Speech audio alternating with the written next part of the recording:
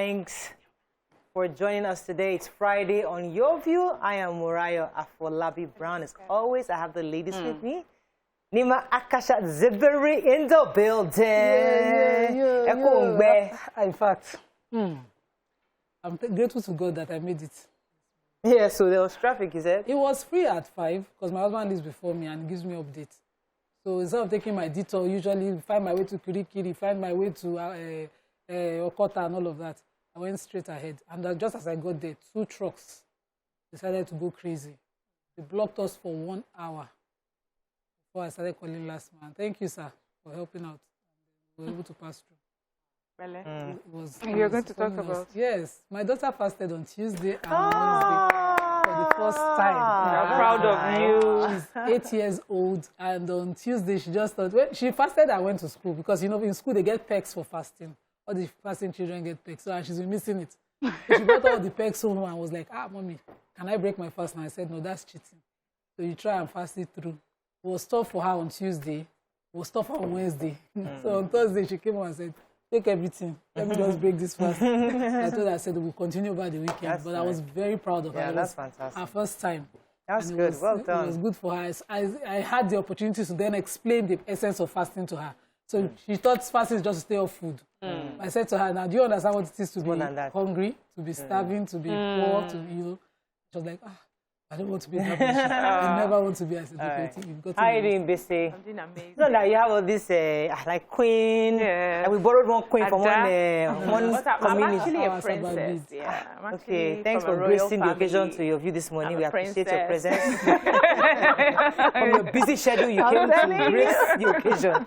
How are you doing? I'm doing amazing. So, the word consistency has been in my spirit for a long time now. Like, just keeps coming and coming and coming, and I had to start taking stock of my life and some of the things that I'm doing today, and I realized that everything I am today, I've always wanted to be at the age of 10, 11. Because I remember that in secondary school, you know, when we joined this, I think it was a debate club, and then we're introducing ourselves, and they asked us, what do you want to be? And everybody was coming out to say one thing. I want to be a doctor. I want to be this. I want to be that. When it got to my turn, I said about 7 things that I wanted to be at that time. And I remembered everything I said. That memory just flashed. And everything I said I was going to be at 11, I am becoming today. And I was like, okay.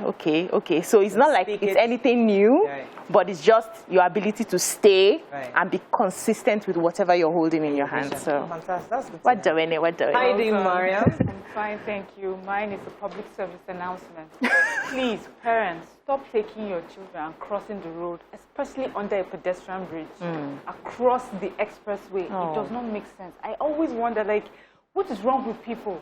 You would, well, if you decide to make your own self a scapegoat or whatever it is, put your life on the line. But why would you be dragging a little child who can barely walk? You see them trying to run across and the child is running after them as they are dragging that child along. It's so wrong. And I think there is a law about what an accident that happens when you're right underneath the pedestrian bridge is your fault. So please, let's use the pedestrian bridges. Thank you. Let's learn to use it. I beg them to open the ones that are newly constructed on Badagry Expressway. So there's one at Matus is complete, but not open.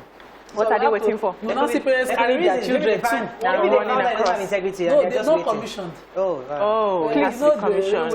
All right, I have to just use the opportunity to, if you recall last week we had the team that produced The Wait on the show. So it premieres today. Yeah, that's true. I'm going to post my pictures. It was produced, the executive producer was Yuwande Zacchaeus, Instead was there, and a few other actors and actresses, and it's a good movie. Yeah. And I think today premieres today, so please do try to watch it today. And also tomorrow is our real estate event, so training. It's free. Please, if you're interested in learning how to make some money, try to be there. I mean, we're all trying to, listen, we need to find a way to move our minds from this insecurity and focus on what's going to develop us. And this is one of it. So please try to attend, even if it's virtually. So register online, look for it. Okay, let's go on a break. When we come back, we go through the front pages of the papers. Stay with us. We'll be right back.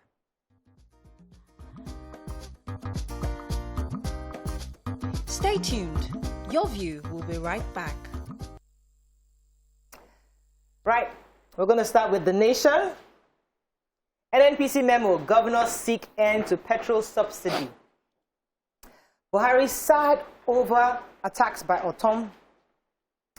CBN sacks First Bank chairman Owoshika Otudeko, others. It's time for local government autonomy, says Jonathan. Mbaka slams political leaders over insecurity. And 11 suspects arrested in Oyo by Amotekun and Obisi. Mariam, you had a story you were going to take? Headline. The major headline, go ahead. I was going to take the major headline, but go ahead, Nima. Okay, you can add, because I just have a bit of it. So the Governors Forum in this report, I was trying to look for who exactly was speaking on behalf of them.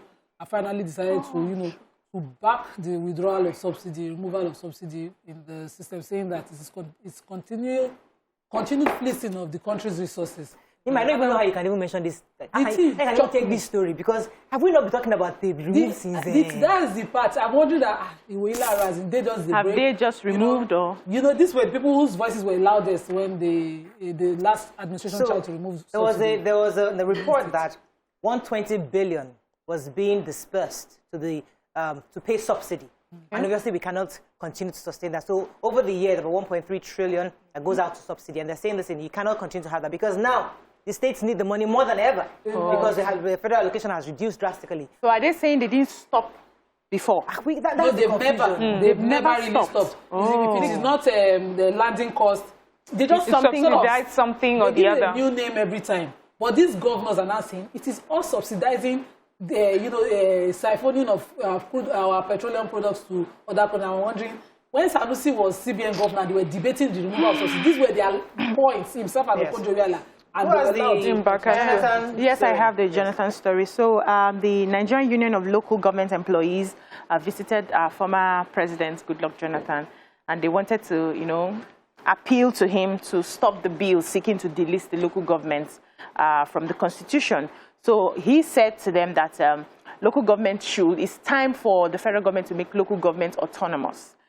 They should be vested with powers to be able to generate their own funds. That if he were to be in the National Assembly, he would have, passed a law somehow to ensure that the local governments are able to, have their own powers, have their own funds, so that they can reach the grassroots the way it's meant to be. He would have done that if he was there. That the local government is the oldest globally accepted means of reaching people at the grassroots. And that should not, this bill is more undemocratic, and it should be stopped, basically. Okay, let's talk about Mbaka. Mbaka. Anyway, so a lot of people, he has expressed how disappointed and, sad the state of events in our nation right now. And he said that people may be saying that, well, is he not the one heavily campaigning for this particular administration to come in? And he said, I have to quote him, please. He said, I know people will say, Mbaka, did you not pray for Buhari?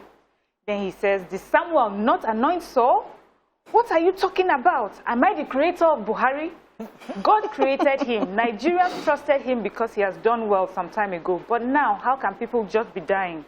God will ask Nigerians, why are you crying? We are crying because our leaders have failed us woefully. If this is a civilized country, the president will either resign or be impeached. And because of that, it has brought a lot of conversation. Some cultural groups like Afenifere agree with him that the president should either do one of the two. Arewa Consultative Forum is saying, Oga, please mind your spiritual business and leave politics alone. Some House of Reps and National Assembly members are both sides. One side are saying, we agree with what Father Mbaka is saying, and another side is saying, Moving on to Vanguard. Nigeria has extraordinary security challenges, says US. We mentioned that yesterday. Boko Haram troops can't claim victory all the time, says the Chief of Army Staff, General Atahiru. Despite government's promise of 19 billion naira, ASUP continues their strike. Workers' Day, federal government declares Monday, May 3rd, public holiday. Buhari replies Otom expresses regret over governor's attack on him. Government attack mission students still in Plateau, abduct 4 students, and CBN sacks First Bank directors, retains Ade Dunton as MD. BC. Yes, I have the United States Secretary of State, Anthony Blinken. So he had a roundtable conversation with journalists. You know, he was slated to have this discussion with Nigerians and Kenyans as well. And he said that the security challenges facing Nigeria is extraordinary. He said whether it's a case of terrorism, banditry, criminality, we just need to understand that these are real challenges. But the beauty is that the U.S. is ready to work with us. They are ready to support us by building capacity through training, resources, information sharing, equipment, and everything has to put in place respect for human rights. And he also mentioned that we should not just adopt a military approach. This should be more comprehensive. And the root cause of everything is economic development, which we should focus on, and they are going to support us in doing that. And Lawyer Femi Falana has said on the back of that we shouldn't be going to U.S. asking for help, that we have the AU, we have the ECOWAS. So these are people that are closer to home, and we should actually seek for help within these ECOWAS and the African Union than going all the way to the U.S. Don't they know that we need help? More in the ECOWAS because of the multinational joint task force result that we got in the first term of the president. Okay, another so story. Buhari is replying to Governor Autumn. So we remember how passionately Governor Autumn had responded towards the recent killing of about 7 people in the IDP camps. And he said, you know, he expressed himself, he said it seemed like the government and the president was not doing anything really to protect his citizens. And the president responded through his spokesperson, Garba Shehu. He said that he's really disappointed and saddened by this rhetoric, and that he's advising political leaders to desist from making comments that will further divide the country. He said that no responsible government takes pleasure in such events, and the killing of military men and innocent citizens taking refuge in IDP camp. And he's deeply pained by these terrible acts of violence happening, not only in Benue State, but in other parts of the country. Right. And he says that we should be careful not to constantly keep dividing our country along religious, ethnic, regional lines.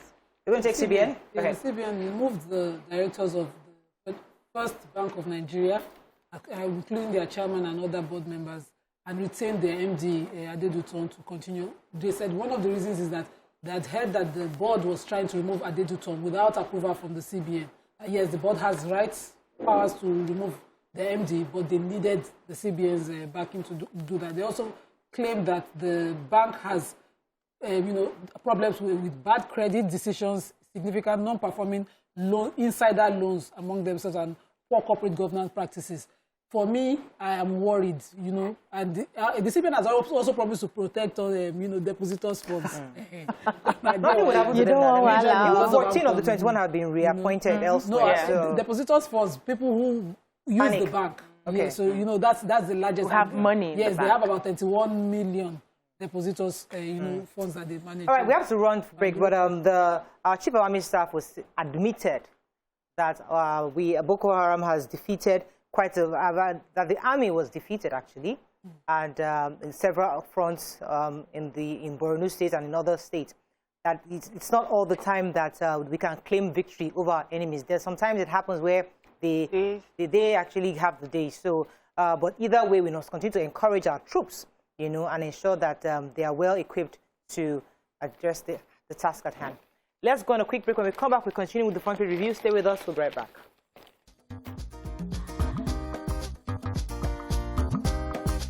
Stay tuned. Your View will be right back.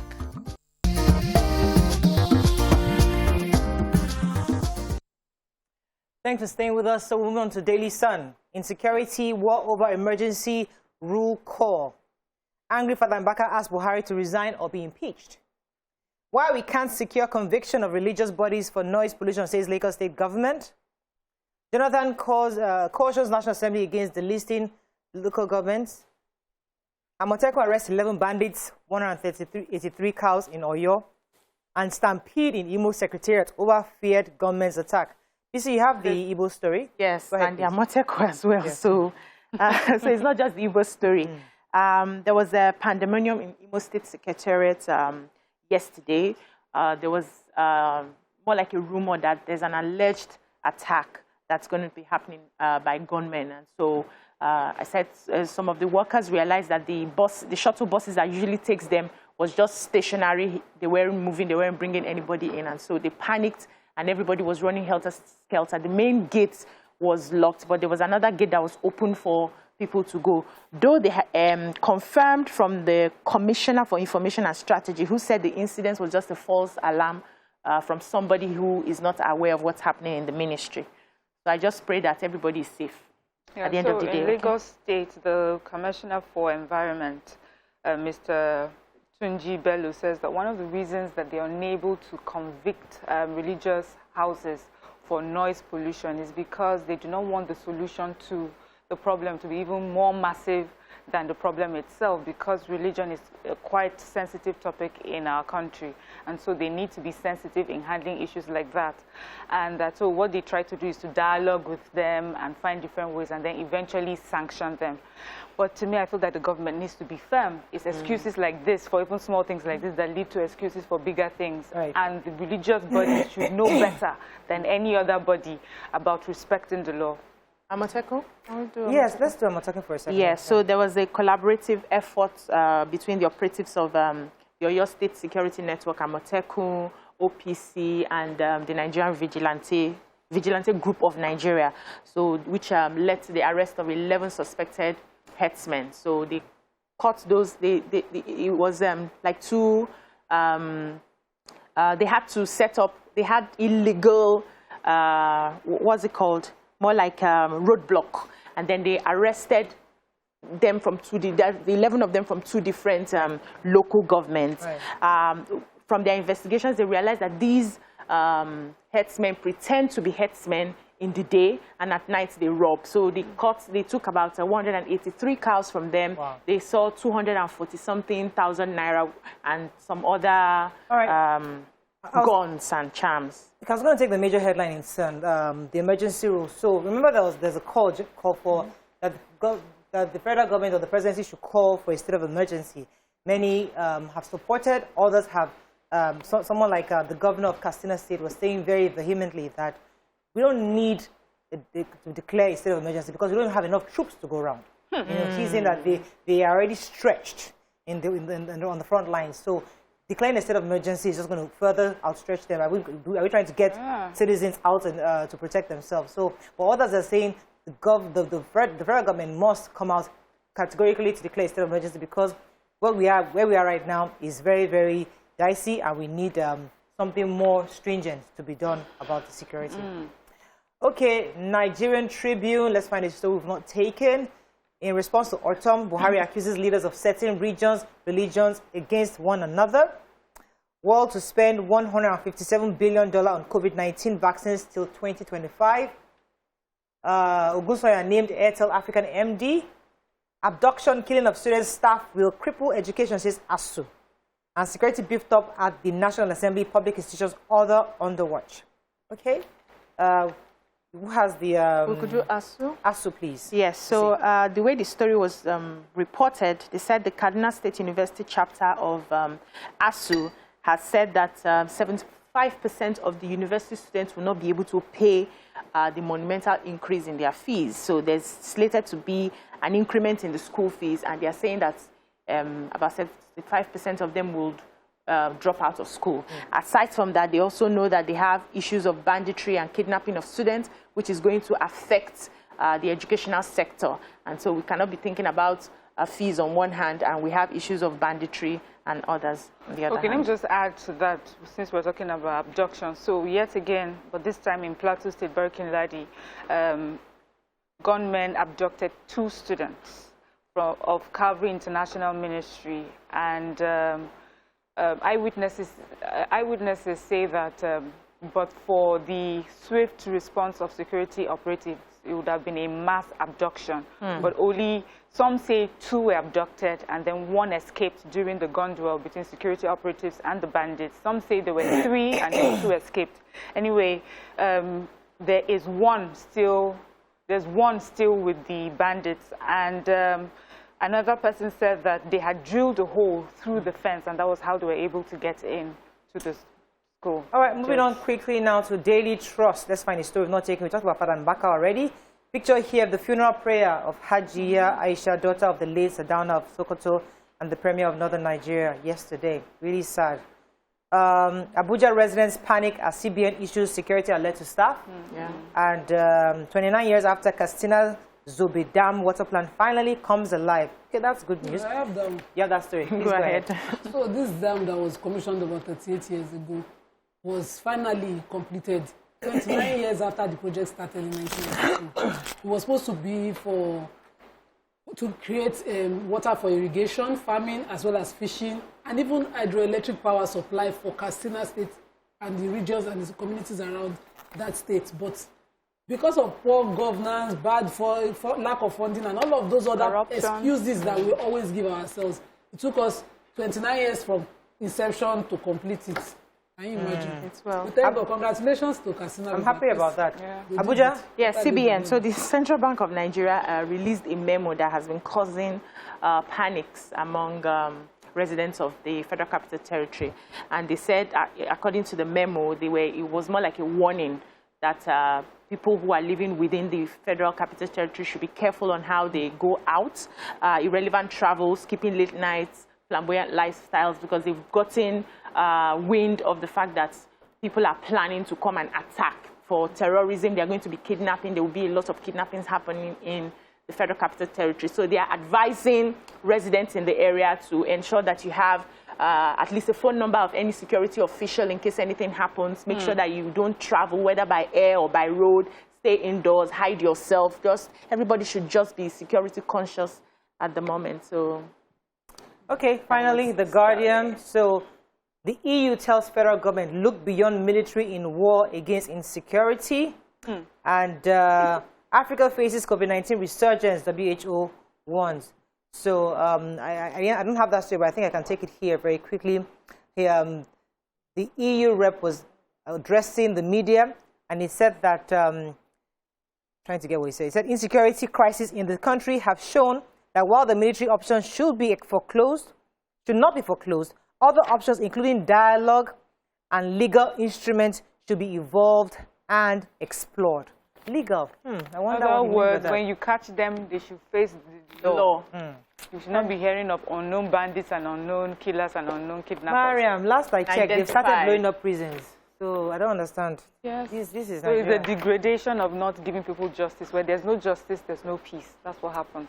All right, we're going to go on a break now. When we come back, we're going to get some clarity on what happened to the young lady who was an amputee, and the money she got was withdrawn from her because of the fact that her stories didn't add up. Stay with us. We'll be right back.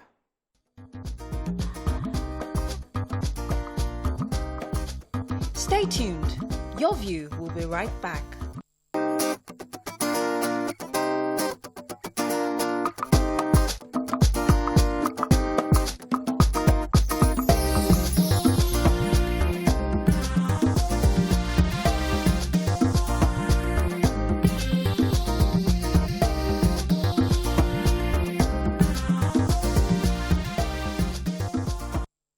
Thanks for staying with us. So to get an update on the ongoing controversy and surrounding Mary Daniel, the young lady who until recently was hawking, but Nigerians intervened to improve her standard of living.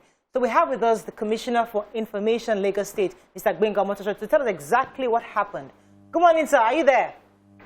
Good morning, I'm here. Yes. Could you give us an update? So we've seen different reports on Mary Daniel, the fact that her stories didn't add up, and that's why the government was withholding the donations that were given to her. Could you confirm if that's exactly what happened? Well, I too have seen and I've heard so many stories about Daniel, and exactly what happened is that Lagos State government felt that people should not take advantage of this girl, and then we got accommodation for her, got protection for her, so that people will not deny her of the money that Nigerians have given to her. And then when we felt it was comfortable enough for us to let her go, we now called the head of the community of the Gala people in Lagos and a representative of the Commissioner of Police, and formed a small committee with the Ministry of Justice and Ministry of Social Development and Youth. And then we handed Mary to this committee. so that they can help her to set up the business that she said she would like to set up, so that they can help her to fulfill her dream, so that they can help her in terms of protecting her so that people don't take advantage of her. But suddenly we started seeing stories in online that she's not straight, that she's a scam and all of that. But we do not know anything about that. I know that the police was involved at some point because it was circulating on social media that she was probably arrested. So to what extent did the police get involved? The police got involved instead of offering this girl protection, because our matter has become a public matter. And dealing with that kind of matter, there is no way you will not involve the police, because should anything happen to her, the government is going to carry the can. We will be blamed. So that's why we involve the police. Not that the police should come and interrogate her and say things and ask her to say things that people are saying all over the place. Right. Oh. So where is the lie? Because the allegations are that at some point she lied. Where is the lie? What exactly was the lie? What did she lie about? And what did she lie about? I do not know. I also read in the social media this morning that she confessed that yes, indeed, her father is alive and all of that. She didn't tell us all of that. We didn't ask her. But maybe she was talking to reporters and so many people, and then people now looked what she said.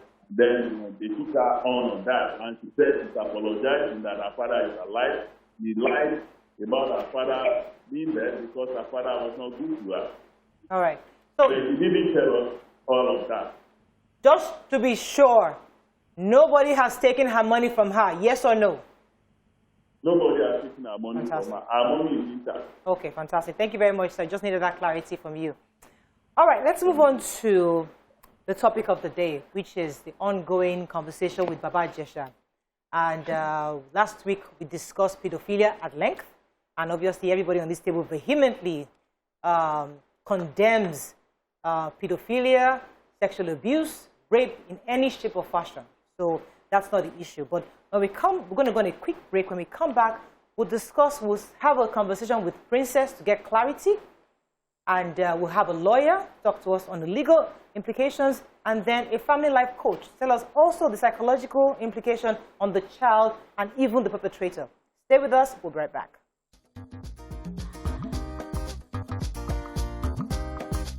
Stay tuned. Your View will be right back.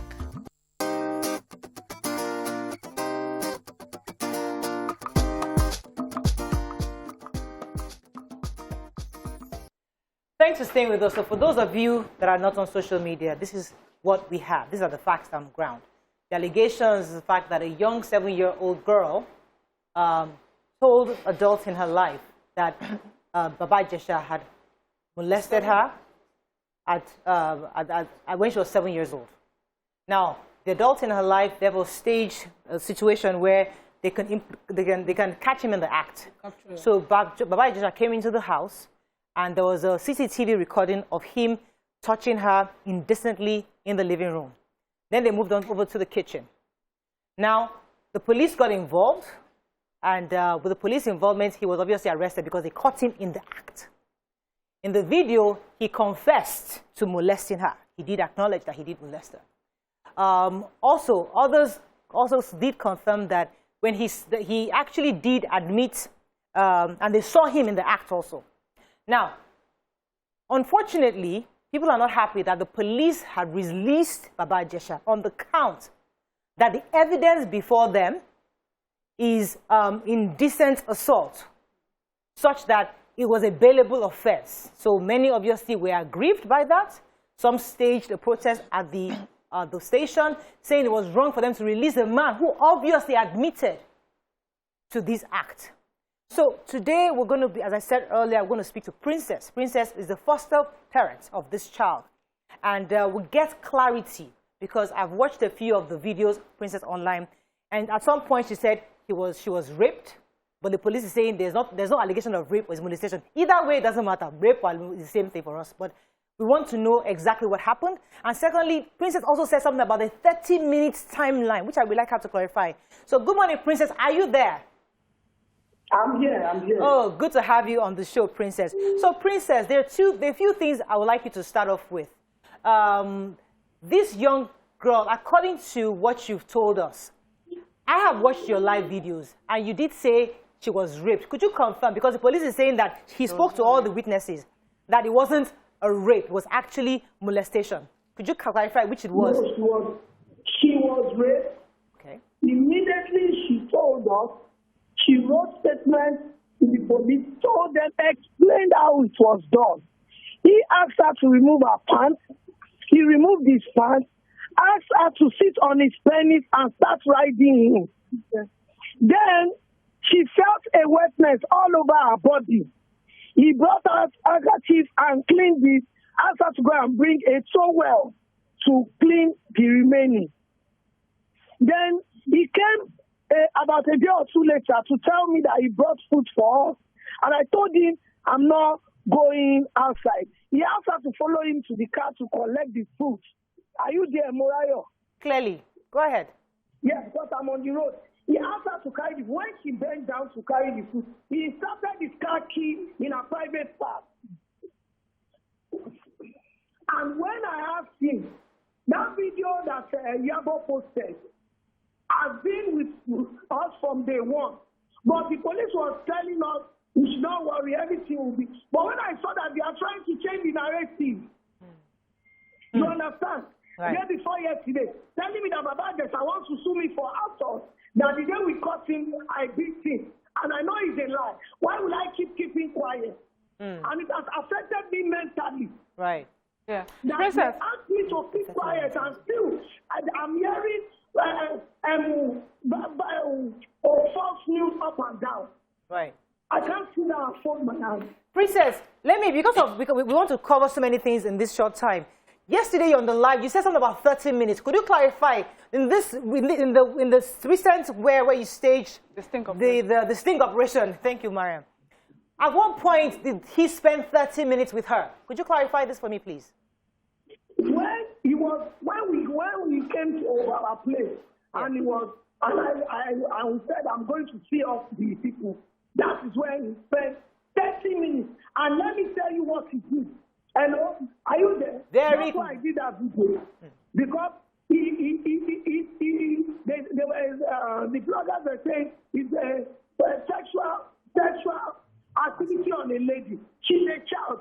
He licked her whole body, stuck his tongue in her ear, kissed her passionately, fondled her breast, used his hand to rub all over her private parts, rub all on her legs, start pressing. Hello, I can't even an adult. I don't stand that. Right. So this is what happened in the living room before they went over to the kitchen. Yes, when she went into the kitchen, Right. he quickly followed her. And you know, when he first came in, he searched the whole house, the whole room, make sure none of the children were inside, Right. and nobody was at home. Then he searched the whole house for camera. Okay. Then he started hitting the wall to see if anything will fall, you understand? Right. But we didn't put the camera on the wall. If the camera was on the wall, you would have seen it. Okay. Go ahead, Yeah, ma'am. Princess, I know there was a video that you showed where I think that's after you had caught him and people were asking him questions over and over again. And I don't know if it was just a short clip. Did he at any time, did he at any time say, yes, I did it? And when he said that, did the police see that same video that you showed us? That's the video. I can't manufacture video. And I want to tell you something. You know his shirt, the shirt he was wearing. Yes. You know he was wearing a white shirt. Yes. Okay. If they bring somebody that is wearing white, I think you will know. Then Yes. you notice the neck of that shirt was slack. It was the child who pulled the shirt. It's that child herself that pulled the shirt while crying. Right. Okay. Are you with me? Yeah. If somebody does something that much and 4 or 5 adults are dead and they beat him, I don't think it will be like that. You know, at the point he wanted to zip his trouser and buckle his belt I said, no worry. You already opened your belt. His shoulder was enjoying that. He now quickly wanted to react. I said, no problem. Then please, nobody even asked him to sit on the floor. He sat on the floor. He frustrated from me. You can. Right. And I said, already today, that's the I said, already today, only last of me. He said he's begging, it's when he stood up from that frustration that he sat down on the floor. Right. Nobody asked him to. Okay, all right, let me get a few more questions in for you. Go ahead. Okay, so I want to clarify the position of the police, because I listened to the video made by the police, and I was hearing a lot of things I didn't understand. Now, did the girl make the confession in the police station that she was raped at 7? And the police heard her narrate everything at 7. She narrated everything. Okay. What happened, which is what I just told you. Right. If somebody told you, he asked me to remove my pants, this on his penis was victim. She's a child, she will explain it in her own words. And let me tell you one thing again. They interviewed her over and over again for hours till night. I was not with her. Right. I was not with her. So, anybody influenced, maybe me, I influenced what she wanted to say. Do you understand? Right. By the time she was writing statements at night in fancy, she was already exhausted. All right, She told me, Mommy, since I've already written statements in the morning, can I just rewrite what I wrote? Because the police woman who collected her first statement was so humane that she told her, you can write it at your convenience, lie down, nobody will be with you. In fact, she came to our house in the morning and said, since she's a minor, go to your room and lie down. Nobody was with her. I was with the police woman. But by the time we got to the station, they begin to stress us. Let me tell you, every day, you'll be wondering who is incarcerated. From morning to night, we are there. Is this fair? All right, let me get one more question in for you. The most painful part for me, the most painful part is when we had a meeting with the CP, the way she was meant to recount everything all over again in his presence and presence of about 10 other people. I was not happy, but I did not say anything because all right. Let me get one more question in for you. Go ahead, Nima. Princess, yeah. Baba Ijesha was your friend and your colleague in the entertainment industry. How exactly? He met me at an event. That's why I did that video and suggested that we could do skits together. This was 2008. So imagine if since 2008 to 2013 I didn't do that video with him. You can imagine. Right. And I told him we are on different planes. Fine, you are a comedian, but even in the Yoruba industry, we are not even among the. You are not versatile. It's just one style, one costume, and everything. Princess, let me get a few questions in for you. We have very little time and we have a lot to cover. So let Nima throw in a question. Go ahead, Nima, please. So, how exactly was you just already established? I wanted to establish the closeness or lack of it of your relationship with him. That could lead him to invade your space like that. The only thing that made him come to my house then was because he had problem with his marriage. And the ex-wife is. Did you know the kind of problem? I went to London to beg on air because I wanted to register in his school. He told me that the reason his wife left is because he's an illiterate. I took him to a lesson called offshore. I have more than 50 witnesses for that. Got him into University of Lagos to study theater. My professors were attached to the fact that I continued to monitor him until they called me from Unilag to tell me that he was playing trance. He was not coming to class. I have more than 200 witnesses. Then, if you allow me later, I can go to where he was saying, do a video and send it to you. Let you know whether even a pig can take a surface of me being close to him. He came to me for help. Right. And even though I was at my lowest, because he kept on saying his wife had abjured him, she had cursed him, people say, I don't amount to anything, I should please. Joel, let me the cooking thing. I said, no problem. If people want to blame me for being nice, I accept. If they want to blame me for being stupid by helping another woman be accept, they should not blame that child for being raped by Ijesha. Right. Let me also clear the air. Yeah. The child was not in the house living with him. I just saw someone up for 3 minutes. This happened within the space of 3 to 4 minutes. Because you have to come down from my house to open the gate. So my coming down, opening the gate, coming back upstairs. And to prove you into you will... Princess, at which residence? The one I visited you? Ma, the first time. The place I visited you? Princess. That first time of the restaurant, it happened within a space of 4 minutes. All right, we have to run up, unfortunately. Let me let you go, because we need to dig further. We're going to bring in a lawyer into this to understand the implications. Thank you very much for joining us on the show. We're going to go on a break. We'll be right back.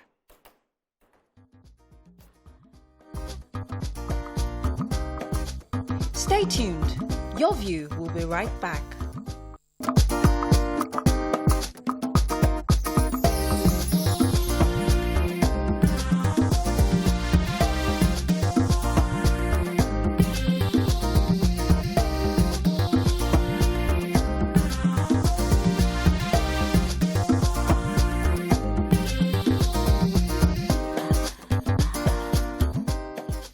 Thanks for staying with us. Still on this Baba Ijesha story, we have with us Olajumoke Fashion Laura, who is a lawyer, and Mr. Taiwo Akinlami, a life coach. Welcome, Olajumoke. Are you there, madam? Hello? Yes, I'm here. Good morning. Good to have you on the show. And I'm thank here. you for, Good morning. yes, and Mr. Akinlami, thank you for joining us. Thank you so much for having me. So we'll come to you in a minute. Let's talk to the lawyer first. Madam, we'd like to start with the legal aspect of this. So in the court of public opinion, Baba Ijesha is obviously guilty and should be sanctioned for what has happened. But in legal terms, many Nigerians do not understand why there's a video of a man admitting molestation of a child and then being arrested by the police. And the police is saying that the offense is bailable.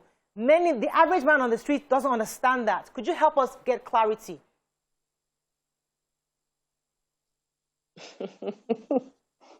Okay. Good morning again. Yes. For one, I haven't seen this video of admittance. And even in the courts, people change their pleas. You can change from guilty to not guilty, from not guilty to guilty. Are you with me? Yes. Hello? Yes, I can hear you. Hello? We can hear you very clearly. Go ahead, please. Yes. So, yeah, people can change their pleas. And again, I've not seen this video. And again, what did he admit to? Is it indecent assault? Or, we really need to know what he admitted to. Because what everybody is talking about now will border on defilement. There's a difference between defilement and indecent assault. When did this happen? Well, from what I gathered, I learned that it first happened 7 years ago. And was it reported? Those are issues that we have to consider in going forward in this matter. And the law says that when there's an incident of indecent assault, the matter must be brought to court. Must be brought to court 2 months after that has happened. So we're talking of 7 years now. So we want to start thinking of statute of limitation, that the matter is even statute bad.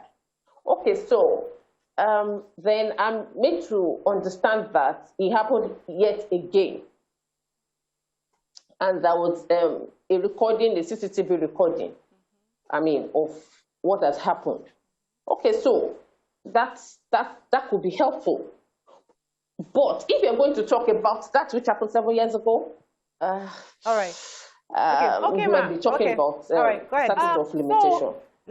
Yes. Usually afraid when issues get on social media, because if care is not taken, we'll end up making a mess of the whole thing and we can't get substance. As a lawyer, what should have been the first step that they should have taken? Because I heard, according to Princess, that this girl was interviewed in the police. There was no lawyer present. She was there alone with the police for hours for this interview. She had mentioned she was raped at 7. and the questioning did not go in line to find out what happened 7 years ago. They just handled the issue based on the video they are seeing right now. So what should have been the first step?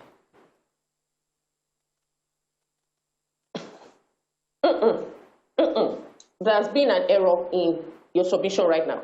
That girl couldn't have been raped. No. The most that could have happened to that child is defilement. We don't use rape for children. Okay, defilement, okay. No, you don't use rape for children. Okay, defilement. Defilement, yes. And even at that,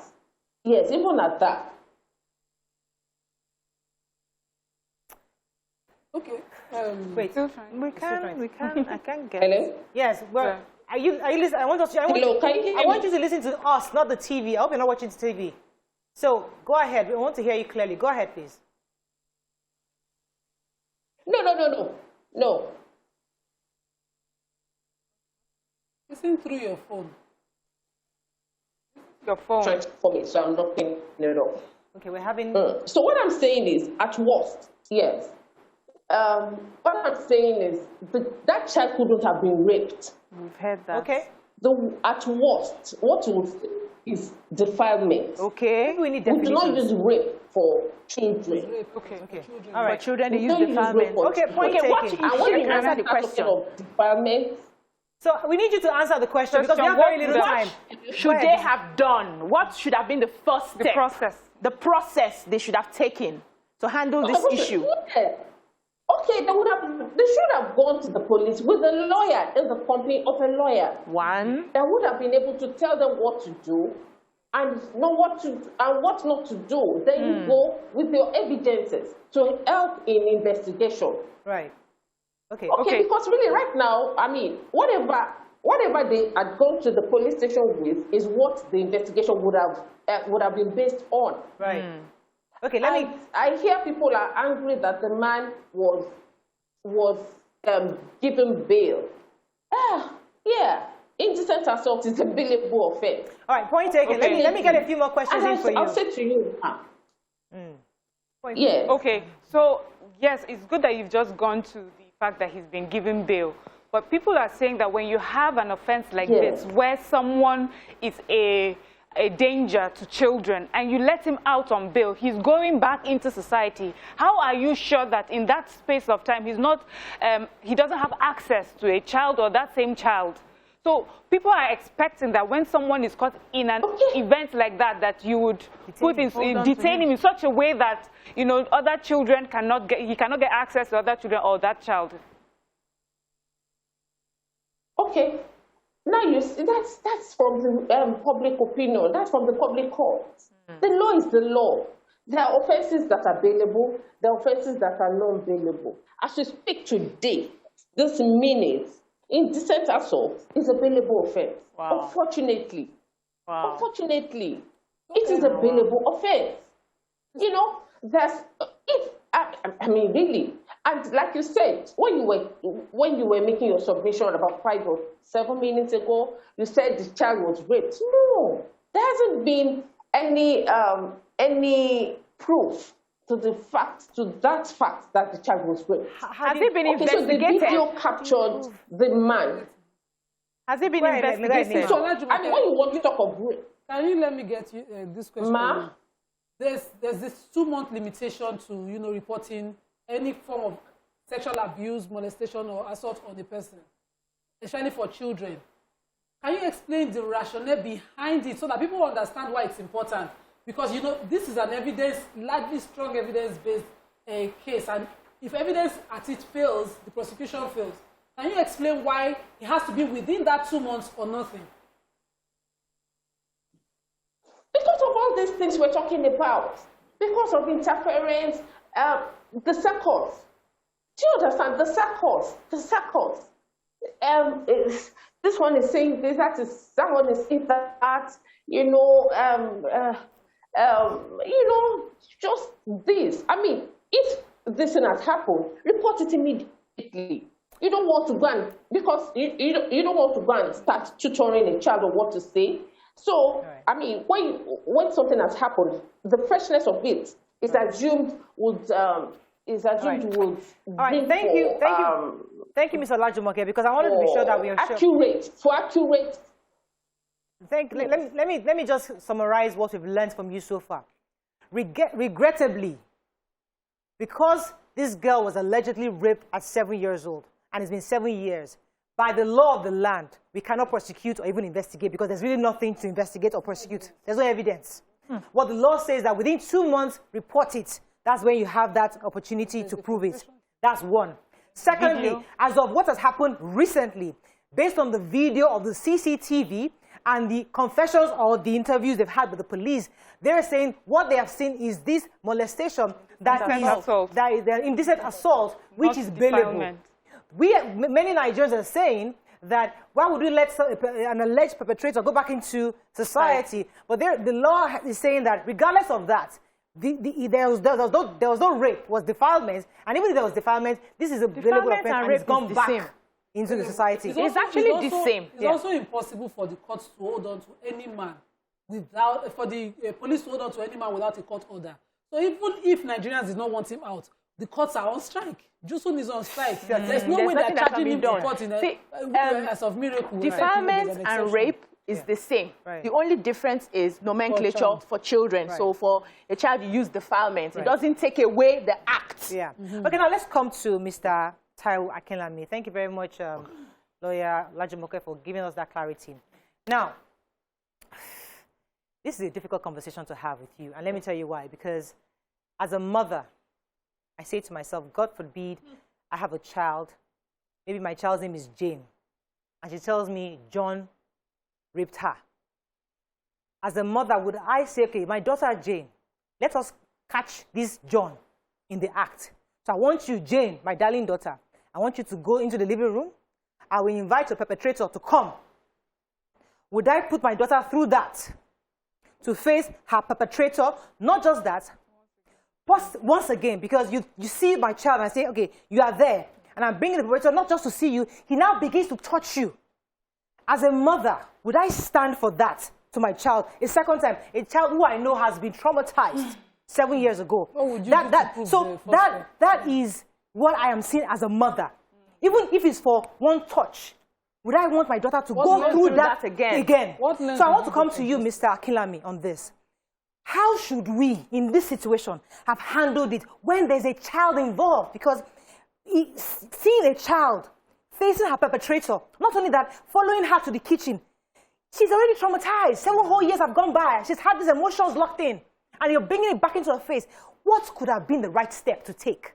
Well, let me first say that when we talk about statute bad, a matter being statute bad or not, it is important that we pay attention to the law we are referring to. When it comes to children, the fundamental law is not the criminal code. The fundamental law is the Child Rights Act or the Child Rights Law. And I'm not aware that when you talk about the case of defilement, under the Child Rights Act, you have to report it within 2 months. That is something we need to investigate. Under the Child Rights, because when it comes to crime against children, it's investigated by specialized police units created under the Child Rights Act and under the Child Rights Law of Lagos State. That matter had happened in Lagos State in the Child Rights Act has been in the Child Rights Law of Lagos State has been in existence since 2007. And if it happened when the child was 7 years old, then I think that the matter can be investigated. Having cleared that, I think the issue here is that a few years ago we had a matter. I was the Secretary of Child Protection Network, Lagos State. And we had this matter of a child that was allegedly raped, allegedly defiled. And we approached the police. As at that time, the mother had bathed for the child and had washed her dress and all of that, pants and all of that. So when we got to the police in Surulere, the police made a statement and said, you guys have destroyed the evidence. You know what you're going to do? You're going to come take them back. You're going to come hide. You're going to come wait if you go do them again. Once you do them again, I'm going to go catch them and bring them. And I said, police, are you saying this to us? Does this make sense to you? That we should take the child through the process again to get the child raped so that you can establish evidence, which is more important, the sanity of the mind of the child, the sanctity and the dignity of human person of the child that was subjected to wounds by virtue of that experience. And report has shown, statistics have shown, 94% of the time, when children are alleged molestation, they are right. That's global statistics. Yes. Because children hardly cook up the idea that they were molested or they were defiled. And it is important to understand that children have sense of judgment. To know when a look is not appropriate, to know when a touch is not appropriate, to know when a relationship is becoming abusive and funny. And they have intuition to say, Mommy, a touch might not have happened. Say, Mommy, I think something is wrong. Now, that was the police saying so. Now, to now think that a guardian is now thinking in that direction. Now, I don't want to crucify the guardian. I want to think that the guardian is ignorant of the implication of doing that to the child. Because when you lock up the child for 30 minutes, a child just heard the voice. See, a child was raped, was defiled. A child was raped or defiled. Are you getting it? And policemen were invited into the matter. So now this child did not know who perpetrated the act. So there was this guy who came to their community to say he was teaching them taekwondo on self-defense in case they faced any abuse. Immediately, so the police invited the guy to say, come and listen to this child, and we want you to help her. Immediately the guy came and spoke. And the child stood up, 8-year-old, and said, Mommy, we need to be going now. We need to be going. The mother said, no, where are we going? We are here. He said, Mommy, we need to be going. Immediately she stood up, they looked at where she sat. She had urinated there. Yeah. And the police said, there's something about this man. Because that child heard that voice of that man in pain. Her body changed. And that pain came back. Immediately that man spoke. That is the kind of trauma children go through when they experience child sexual abuse. Let me pause you for a second. We're going to go on a break. We'll be right back. Thank you.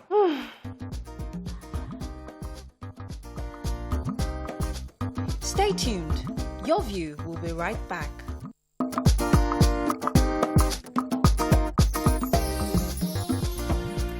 Thanks for staying with us. So, before the break, Nima had a question. Go ahead, please.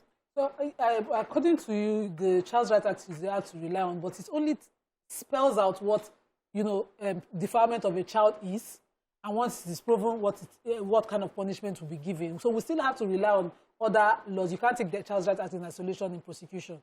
You have to rely on the Evidence Act and some other acts. So, we still might fall back to the limitation that we have of 2 months of getting this evidence. Now, I wanted you to talk about, in your experience as, someone who's secretary of the organization that you head, have you ever seen a miscarriage of justice where a child is made to implicate somebody that is innocent before? And, if this ever happened, how often did you see it? Well, a child to be made to implicate someone, that is a heavy conversation to have. Because there are other intricacies. It will mean that maybe somebody wants to mess up somebody's life and ask the child to act out something.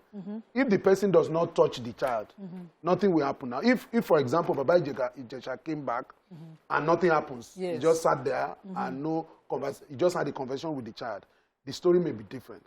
But you see, I don't want us to use the word implicating someone. It is about the fact that, it is not also about the fact that the matter has happened before.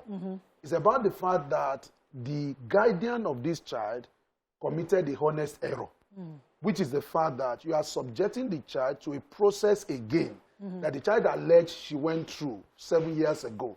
If you listen to Princess, Princess spoke about the fact that this child became traumatized. This child saw this guy on TV on a show that she did with him, and the child was fidgeting and was not comfortable looking at him. Finally, the child told them this is what has happened. I think they should have taken it on the face of it and approach the police and see the best they can make in the circumstance. But subjecting the child to the process of going through the process again. Now, in law, as a matter of fact, they are assessing before the fact. They are assessing before the fact. If we are going to charge this matter, the guardian will be charged.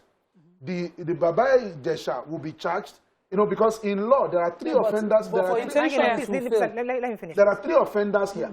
Now, there are 3 offenders when a child is molested.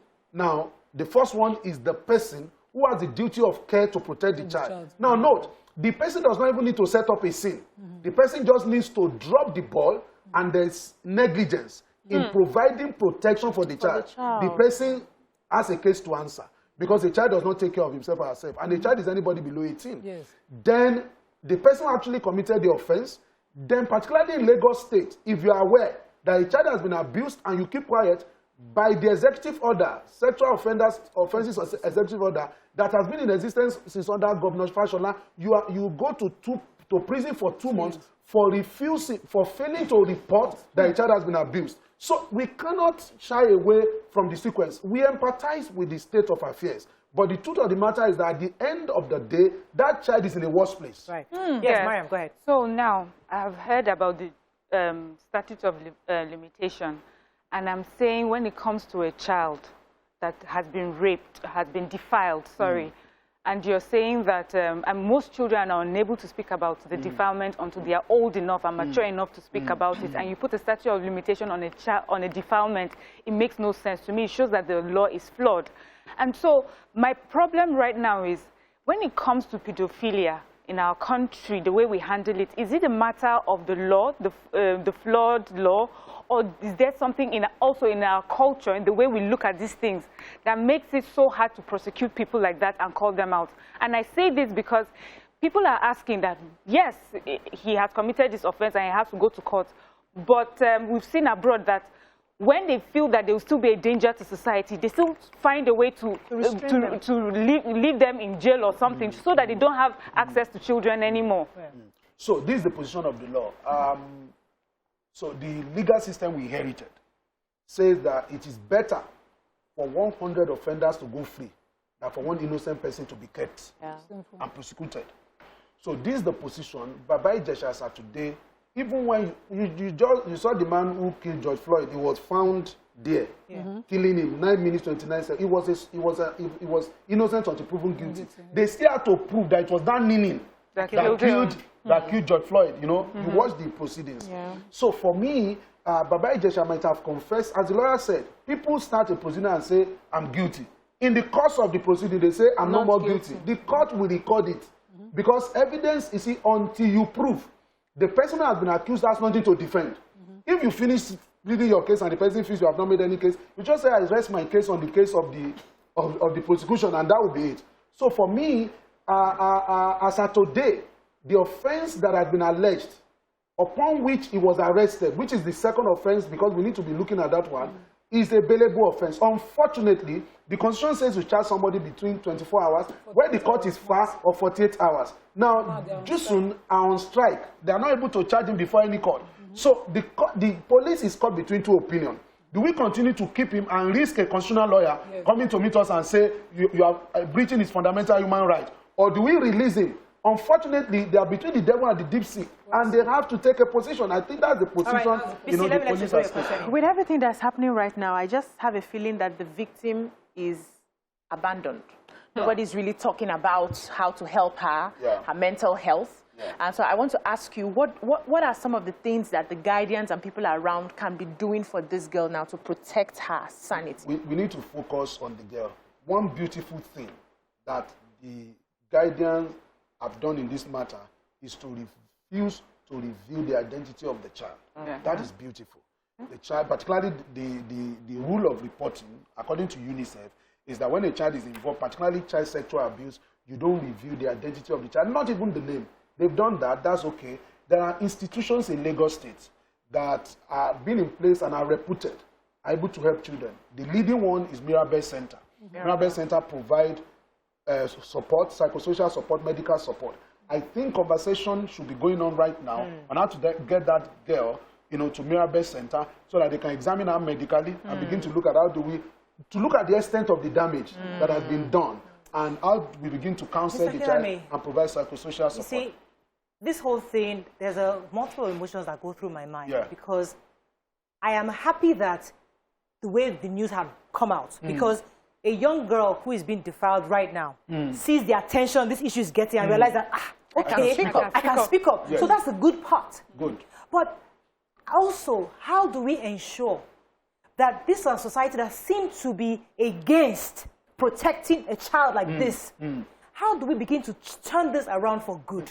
Because we have seen the situation, and I'm happy that I want us to remember we show focus on the child, on the victim. So how can we turn this around to benefit everybody on all sides? Okay, for me, number one, we have been told not to refer to children as victims because they say the word victim further stigmatizes them. So we call them affected persons, affected child, affected persons, because when the child is hearing victim, victim, victim, it again tells the child that I'm a victim, I'm disadvantaged, I'm messed up. So having said that, I think the way we can turn it around is to pick a lesson from here. Okay. We need to focus on our children. There's no reason that you should leave a stranger with your child. You know, because since I was sexually molested when I was 6 years old, and it was serious for 2 years, I experienced that. Now, if you give me pen and paper today, and you ask me to draw the picture of that woman, I know I can draw a picture.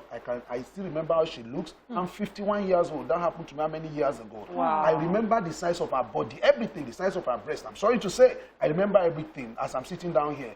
It's been a journey for me dealing with that. So that is why my greatest inspiration for campaigning against child sexual abuse is my story, because I know what I go through. My default was messed up because my innocence was damaged before I knew what innocence was. So because my default was programmed to be wrong, you know, almost anal sex, I've had it. Think about any sexual perversion in the world, apart from sleeping with animal and incest. I think I've tried it.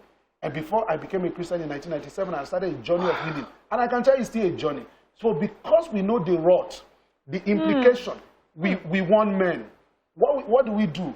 Don't leave your child with a stranger. Put in place measures to ensure your children are. And who is a stranger, if I may define? In the words of Olakule Shoyin, it says a stranger is anybody you cannot vouch for. Anybody you cannot. It may be your father, it may be your husband, it may be your wife, it may be your uncle, it may be your grandfather. All of these people that I've mentioned, all of those people in that category, they've abused children before. Yes. It may be a community leader, it may be a governor, it may be a president. It may be a media person, anybody you cannot vouch for, whose character you do not know, you do not leave your child for. Unfortunately, that's all we can take. Thank you so much. This really, unfortunately, that's all we can take. I really wanted us to continue this conversation, but we cannot continue this conversation. We have to wrap up. And thank you for just opening up about it. I can steal you 1 minute. We need to take tweets, ladies of your view. We'll take it. All right, let's go on a break because we have to wrap up. I think we need to.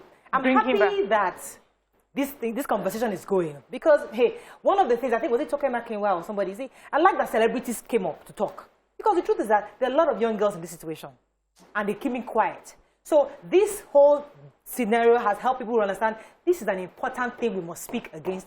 That's one. Two, I'm also happy that there's a man here speaking with us, because usually this sort of issues, when it happens, it almost ends up being women trying to instigate something against men. So it's good to see a man to be a forefront about it. Real fast. We need to pay attention to that. All right, let's go on a break. That's all we can take. Thank you very much, sir, again for joining us.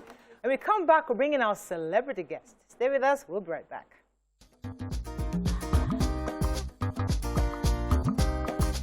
Stay tuned. Your View will be right back.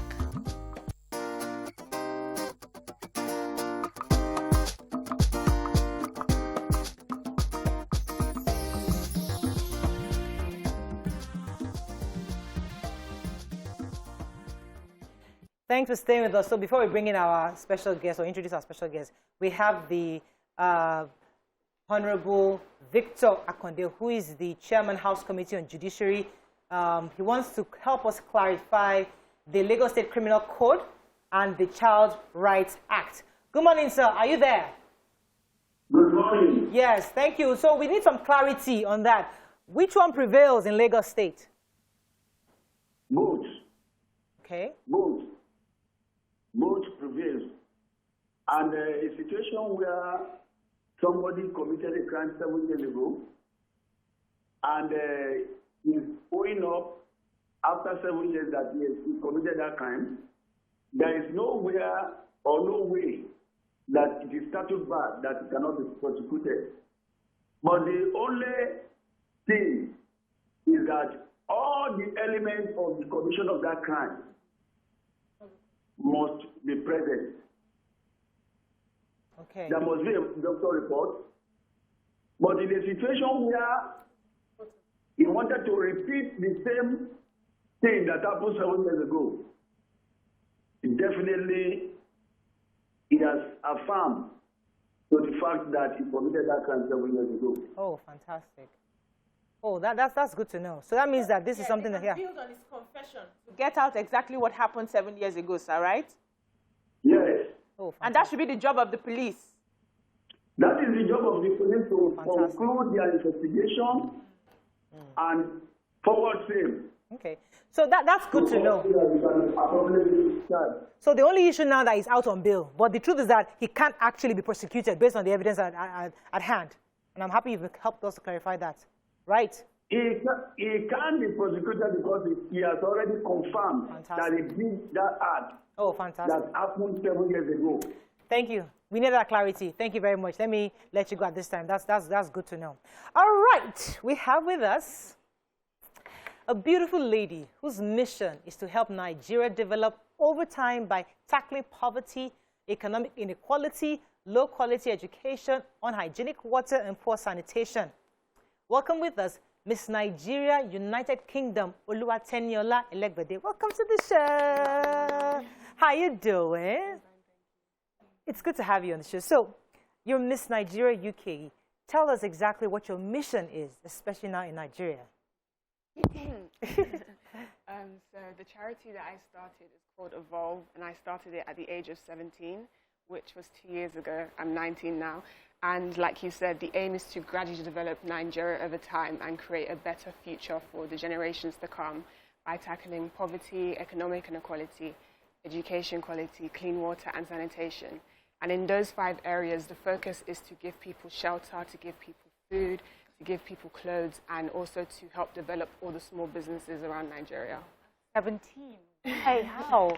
What were you thinking? What were you going through? What did you see that helped you or inspired you to start such a charity? I've always been kind of different from my peers and my friends, always a wayward, kind of strange teenager. Yeah. And being a teenager, I feel like it has a way to reprioritize your responsibilities and your ideals. But for me, I just felt like I was just living, like I was just there, and I felt like I needed a greater purpose, like I needed to find a reason to be alive and something great to do with myself. Like I didn't just want to be alive, like I didn't just want to live, like I wanted to be known for doing something great for people. And of course, being Nigerian, the source of the thing that I wanted to do had to be for my people and my country. Great. I have huge plans for people. And when I hear these huge things, it's almost like they are your dreams. How do you plan to bring them to reality? Where do you have to plan to get the funds? How do you plan to implement and utilize those funds and areas that you plan to use them? Do you want to partner people or other organizations, or are you creating your own to provide the shelter? How do you plan to to tackle water and all of that? So whilst I've been in Nigeria, I've had the opportunity and privilege to meet with the Speaker of the House of Representatives, Femi. Apologies for anybody's name. Yes, help me pronounce it. Senator Yayi, Abike Dabiri, and Oni Adeyeye Enitan Babatunde Ogunwusi Ojaja. That's the king. Wait, that is Oba Ogunwusi. He's apologized already. Yes, so I've had the opportunity to meet with these people and share my plans with them, and I hope to solicit their support in all these areas. Great. Yeah, so I know that when you become a beauty queen, you're definitely mandated to have a pet project, like what you're doing. But my question to you will be, did you have, if you were not a beauty queen, would you have gone this direction? Would you have gone this way? Would you have picked out 5 things that you want to impact? Most definitely. I actually started my charity before I decided that I wanted to be a beauty queen. And my reason for entering the beauty pageant was that I knew that if I won, I'd have a bigger platform to promote my work and what I was doing. So. I don't want to ask you any questions because I love that you have so much dreams for this country. I love that you're thinking Nigeria. I only worry. I have my own personal worries. But let me not bring my personal worries out. Let me just continue to encourage you. Because my prayer is that these dreams you have come to pass. So are you residing in Nigeria now, or you're just visiting? Or are we going to see more of you in this country, or you're going back to the UK? I live in the UK, but I've been coming to Nigeria more and more since. This is my second time visiting this year, and I definitely plan to be coming here more and more. And hopefully, when things are better, eventually relocate. Oh, okay. Wow. So as a beauty queen, you know, many people tend to have these conversations with their kids. Like, I want you to study and read your books. I don't want you prancing on the runway or whatever. I mean, do you think that that is a problem, or you think that maybe when you have a vision, this beauty queen can give you a platform to push it? What do you think? I think it depends solely on what that individual wants to do with their life. I think it's great that parents want, like, they have these visions for their kids to be this doctor and nurse and do all these great things with education, but education can come from anywhere. You can learn from any point in life. Yeah. Even me, as a beauty queen, I've learned so much from the things that I've done. And that's not to dispute the importance of me having, like, a formal, traditional educational institution that I go to, but at the same time, I think when an opportunity comes in life, you have to kind of think of, yeah, exactly. As your new role as queen slowed, you know, your education, has it interrupted the flow of your, did you miss class? Did you miss school? Did you have to give up something for? Definitely. I think with all things in life, you have to make a sacrifice. There's always a sacrifice that has to be made. I wouldn't really say my pageant has interrupted my education, but more me being in Nigeria with the Wi-Fi not being that great, it's hard to join online lessons. Oh, I understand. Yeah. You know, the projects you mentioned, they are very heavy, quite big. And I'm wondering, are you sure it wouldn't be easier to pick a project? Let's say you want to handle education, or you want to handle poverty, or you want to handle sanitation. Just pick one for a time and push it so that you can, you know, expand and go far and wide in that, as against doing the 5 at the same time. Nigeria is big. We have over 200 million people. Yes, so how do you intend to run all of them concurrently? Actually, I don't. It's like, it's the plan that you said. I'm just saying all the things that I plan to work on. Right. But of course, this isn't something that I expect to do in a year or 2 years. Like, it's a lifelong mission, which is why I've said the 5 areas that over the years, but I will start with smaller things and build. I want you to encourage young people who are watching you today, because you live in the UK and there's quite a bit of peer pressure, society you live in there. There's so many things to do, and there's a possibility that somebody might not be focused on what is right at the time.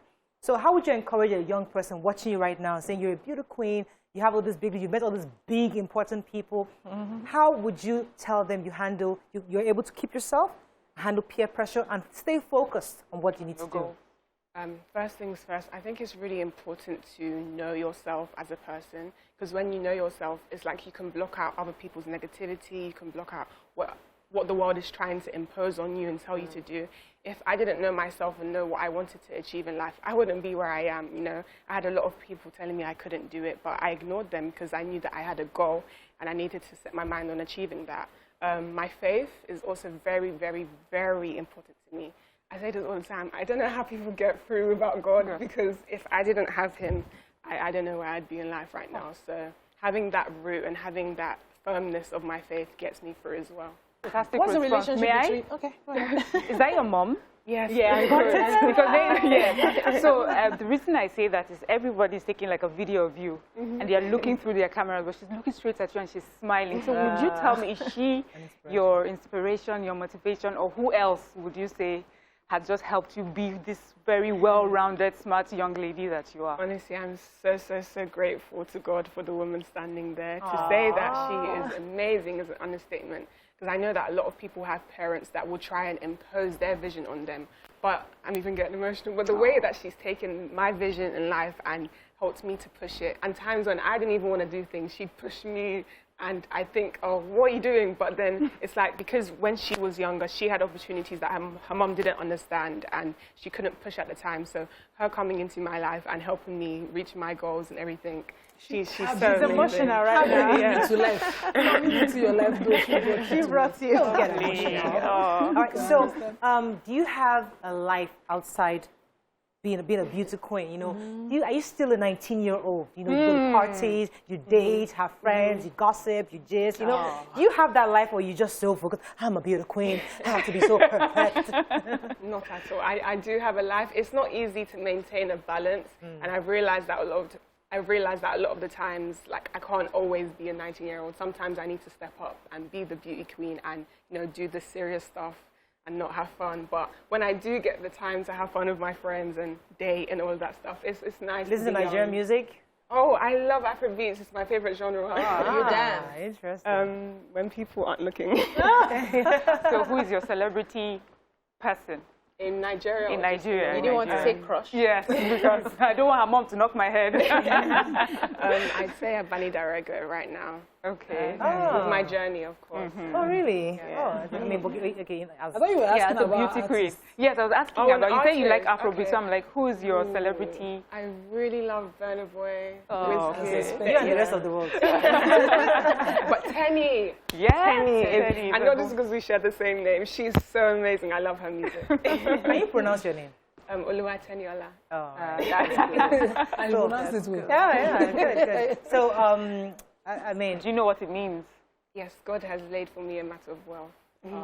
they really trained you. They have coached you on that. I can understand more Yoruba than I can speak, but I want to learn. Oh, that's good. So, I mean, you see, there's another thing I'd like you to just share with us. Are there any challenges that you go through? I mean, yes, you're young, you're vibrant. I can see the energy. But are there days just say like, you know what? I'm done. I don't want to do this. I mean, and how do you overcome these challenges when you face them? I go through a lot of challenges. People look at me and they assume that I'm this confident, self-assured. You look it. Yeah, but it's fake it till you make it. I'm being honest. I've had a lot of anxiety issues, you know, self-love issues, and I guess these things have helped me become who I am today, because if I didn't go through them, I wouldn't be who I am sitting before you now. It hasn't been easy to get to this point, but growth is a beautiful thing. And to say that I've grown a lot in my journey is an understatement. You just hit a very serious point, topic for me. You know, self-appreciation, self-love and validation is something that is really scarce among teenagers. You know, I would love to see you be that person that, you know, helps teenagers through, because you know you've had that experience. I don't know if you plan to put it as part of what you The project. but I would have loved that, because whatever you've really experienced is something that you can really sell. If it's your story, it's easier to help people going through it. So I'd love to see you do that. So what other interests do you have? What other should we be expecting to see you in music, in the movies? I know most of the beauty queens, after a while, they get into the movies, they start singing. Do you have anything in that line? I'm pretty much all over the creative industry. Like, there isn't an aspect that I don't take part in. I do some modeling here. I have a YouTube channel, acting, like all aspects. I'm also looking for brands, for some form of brand ambassadorship. But yeah, all over the creative industry. If you have to pick one, which would it be? A brand. Singing. No. Or out of all of them, the arts. Writing. I love Really? writing. You should explore Could that. you tell us a little about this, your YouTube channel? Oh, I started it last year, July, at the beginning of lockdown, and I pretty much do a lot of different things. Like, there's no specific area, but I try and show people my life, show people my journey, where I've come from, and I want them to grow with me on my journey. I have a young daughter. She's tall, and one of my worry is, because when I was growing up, when I was a tall girl, and I used to get bashed and dissed for being tall. You know, it was a major self-confidence issue for me. And I'm trying to encourage her in that, saying just let her continue to feel beautiful, even Tall at and the age confident. of tall and confident. Growing up as a younger child, did you have that issue of your height? And how did you feel that need to continue to defend yourself? That listen, I'm a tall, beautiful girl and confident. And how did you overcome that? Definitely. I'm quite tall, if you haven't already realized. I'm 5'10", and it hasn't been easy to embrace being so tall, especially with all of my family basically being not as tall, and my friends being not as tall through secondary school, college, uni. Like, people just, they love to talk about, oh my gosh, you're so tall. And it's like, you hear it from the same people every single day. I already know these things. So it's definitely not easy to not be someone that necessarily fits into societal what's the word? It says Expectations or norms, yeah. But I think you have to, like I said, my self-love journey has been very, very hard. And you have to find it within yourself to love who you are, love your height, love these things about yourself that people might not love. It's not easy, but it's worth it because I don't want to spend the rest of my life hating myself. Right. So I'm going to choose to love myself. Fantastic. Wow. We have to wrap up with you. Any final words for our viewers? I hope you've enjoyed the show. I hope you've enjoyed you, listening to you. We would like to follow you on social media. I'll be monitoring you, close marking you. Please do. Mariah, please I have got I am officially becoming your aunt. Please do.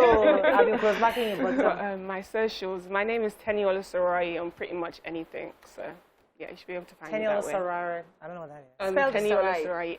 Okay. Alrighty. Thank you so much. Do you have any tweets from... Plenty. Oh, please, Nima. Let's read Paladin says, I do not agree with this lawyer's viewpoint condemning the Guardian's sting operation involving CCTV and the attempt to catch Baba Ijesha in the act.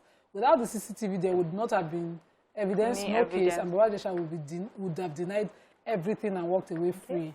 Andrew says, do not leave your child in the hands of a stranger, someone you can't vouch for, quoting our guest earlier. Olamide says, you're speaking sense today. Okay. Rolake says, what Princess did was just to get proof of what happened 7 years ago. She shouldn't be blamed. It's logical to set traps for the culprits, the psychological trauma, but you can't go everywhere with your children. Who can you trust? Any other tweets? He says, your caller is right. We even have a confession here. Statute bar call, statute bar Roni. All right, that's all we can take on the show. I hope you learned a few things as we have. Have a great weekend. See you Monday. Bye for now.